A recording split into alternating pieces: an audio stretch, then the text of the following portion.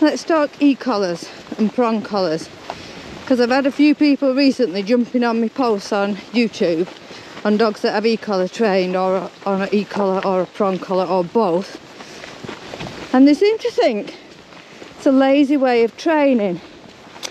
Nope.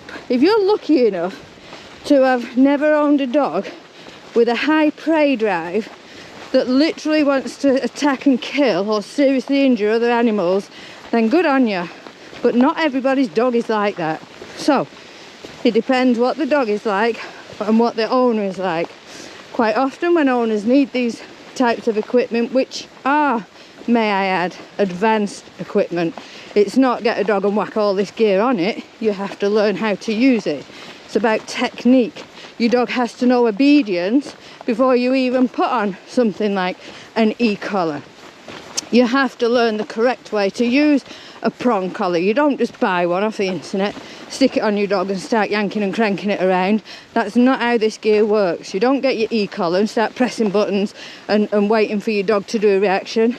Your dog has to learn first to understand what you want. My dog wears them all. Does he look like a shutdown dog? Does he need them? Probably not. But I put them on him. It makes him easier to handle when walking. If he's on his prong collar, he's a dominant, intact male. So if he wants to be an idiot, he can be an idiot and he can rag me around. On the prong collar, he's not going to rag me as intently. Blue, come.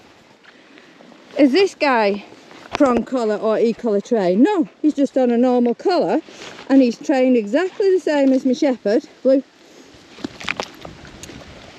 So he has the same training, the same, well, not quite the same obedience because he's younger, but pretty much the same obedience. So this guy's on the prong collar and the e-collar. Do I need it? No. Did I press it then? No. I'll take it all off. I've done videos on this before on my introductory video, and if you remember, Tucker the Jack Russell was younger and I chucked all these down on the ground and he went flying off with them, if you remember, or if you go back and look. Blue free. So I'll keep these free. Send them on the way. When they drift off again, I'm going to recall. You can watch both dogs. Doesn't matter. Can recall them either with my voice or with a whistle. They train to respond, and this is what I'm saying. You have to train your dog before you can start putting advanced equipment on. It is nothing to do with laziness. It's certainly not inflicting pain or harm or injury or whatever other bullshit people say it is. The people that say that are the people generally that have never ever used the equipment. Half of them have never even seen it.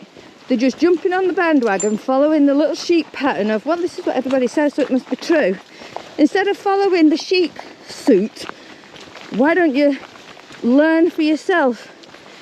If your dog is, for instance, displaying high levels of predation, chasing sheepdogs, trying to kill cats, etc., look into e-collar training. Don't dismiss it because you know nothing about it, because you're listening to what other people say. Look into it. It's easy. Oh look, both dogs are pretty. Oh look, I've still got the e-collar in my hand. I've still got the prong collar in my hand. I've not needed anything because, as I say, they are trained. The reason I have the e-collar on is because he goes batshit crazy, the shepherd, over rabbits. I have 3 cats. I don't want him chasing rabbits. I don't even want him chasing pigeons. I don't want him chasing anything. So therefore, I put the e-collar on. He gets a negative if he so much as looks at a rabbit wrong, or a sheep, or a deer, or another dog. He gets a tap on the e-collar and he learns from that, oh, I'll give an alternative behaviour. His alternative behaviour is to come back to me for his treat, as I've demonstrated twice in this short video clip. So instead of jumping on the bandwagon of, oh, well, other people say this, go on the internet, it's easy peasy, or ring somebody like me or another trainer that you know works with dogs with issues and works with the aversive tools, the e-collars, the prong collars. Are the prong collars sharp? No. No, they're not. I use Sprenger, Herm Sprenger, that's the only one I'll use. They round it off. You're not going to get a hole in your dog's neck when you use these correctly.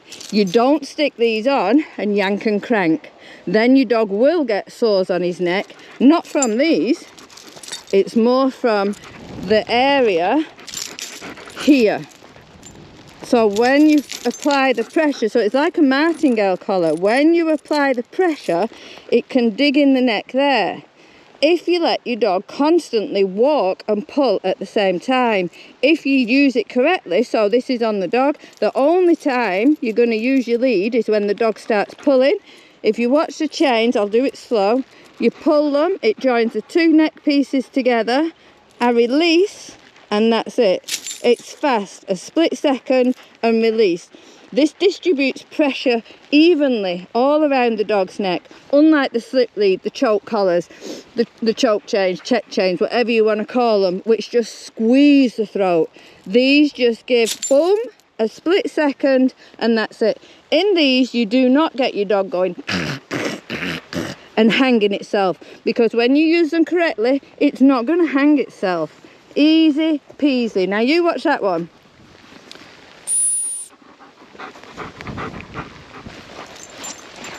So notice Blue came closer. Tucker's like, oh, what's going on? Good boy.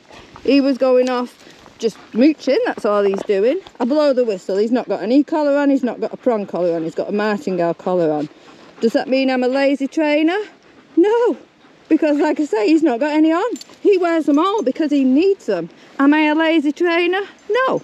Do I know what I'm doing? Yes. Does he need them? Probably not 90% of the time, but like I say, when I come up here on the moors, I put the E-collar on just for his and animals' safety. So people that have an issue with me putting an E-collar on a dog, to keep it safe and to keep other animals safe, you seriously need to give your head a wobble.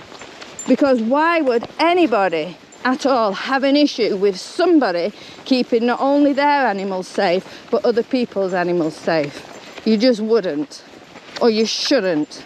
So before you jump on the bandwagon of, oh, everybody says we must hate these, so I'm going to hate them, and I know nothing about them, research them, learn about them, speak to a trainer, email them, inquire, and inquire with an open mind. Instead of being so closed off about it, open your mind and think, well, biscuit throwing and dragging a dog around on a lead isn't working. The dog's pulling through the pressure, it's not doing this, that and the other. Maybe we need a different option. So ring around, find another trainer. Just make sure the trainer you're researching has got videos of proof of them working with dogs that have your dog's issue. So reactivity, predation, whatever. See the video proof. I don't care what certificates they've got coming out the backside. See the video proof and read the reviews. And of course, word of mouth. Word of mouth is brilliant, but video reviews to make sure you can see they work with the issues you're having with your dog. Blue cup. Good boy. As a balanced trainer, 99% of my work, see these that I'm giving, is treat work. 99%. Let that sink in.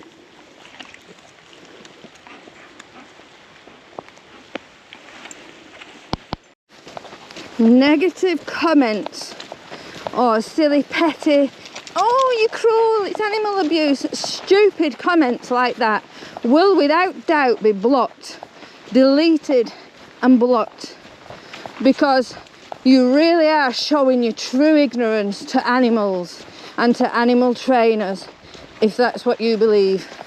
Don't get me wrong, yes, in the dog industry, of course, because it's unregulated, there are people, there's one currently all over TikTok, there are people that will do the most horrendous things to dogs that class themselves as a trainer. But that doesn't mean, there's actually a few, but that doesn't mean we all train the same. Like anything, make your own mind up and judge each and every trainer individually how you find them.